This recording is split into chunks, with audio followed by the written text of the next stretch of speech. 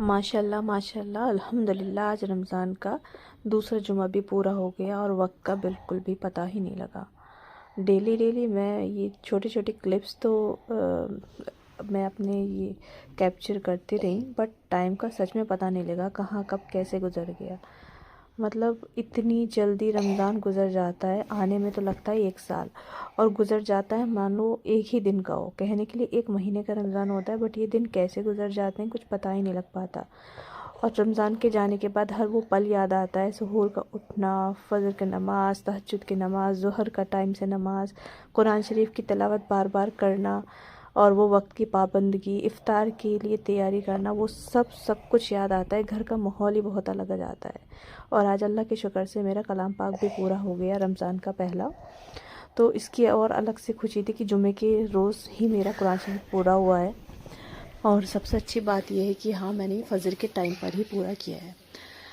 तो बस बहुत सारी ऐसी बातें थी जो मैं सोच रही थी कि वाकई में तो इस वक्त का कुछ भी पता नहीं लगता, कब आता है कब गुज़र जाता है। और मेरी बेटी माशाल्लाह बोलिएगा ज़रूर, मेरे साथ नमाज़ पढ़ रही थी, और साथ ही साथ उसने जब देखा कि मम्मा कुरान शरीफ की भी तिलावत कर रही है, पंसूरा पढ़ रही है, तो उसने बोला मम्मा मुझे भी पढ़ना है।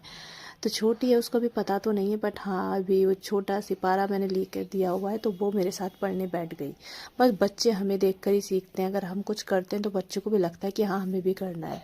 और आज भी पूरा दिन जुमे का अल्लाह पता नहीं कैसे करके निकल गया, पता ही नहीं लग पाया, यहाँ तक कि मुझे इफ्तार के लिए भी बहुत टाइम हो गया।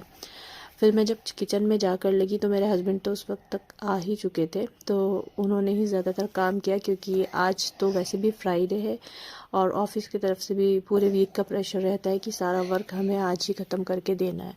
तो उधर मैं उस प्रेशर में भी थी कि हाँ मुझे काम भी पूरा करना है, इधर इफ्तार का भी टाइम हो चला था।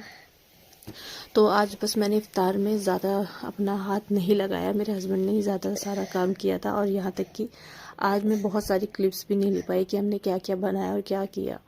लास्ट टाइम पर भी हस्बैंड ने ही छोटी सी क्लिप्स निकाली थी, क्योंकि मेरी बेटी रख रही थी दस्तरखान पर सारा सामान, और मैं उस वक्त तक भी बिज़ी ही थी।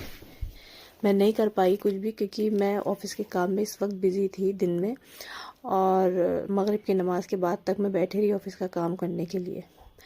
बस आज हमने पकोड़े बनाए थे पालक के और पनीर के। मैंने कुछ खुराफाती आइडिया लगाया था, मैंने अपने हस्बैंड से बोला कि पनीर और पालक को मिक्स करते हैं, तो मैंने 2 पालक के पत्तों के बीच में पनीर को फिल करके उसके बाद उसको बेसन में फ्राई किया था। मैंने सोचा देखते हैं ट्राई करके कैसा बनता है, बट हाँ वो जो मेरा खुराफाती माइंड था काम कर गया, वो अच्छा बना था।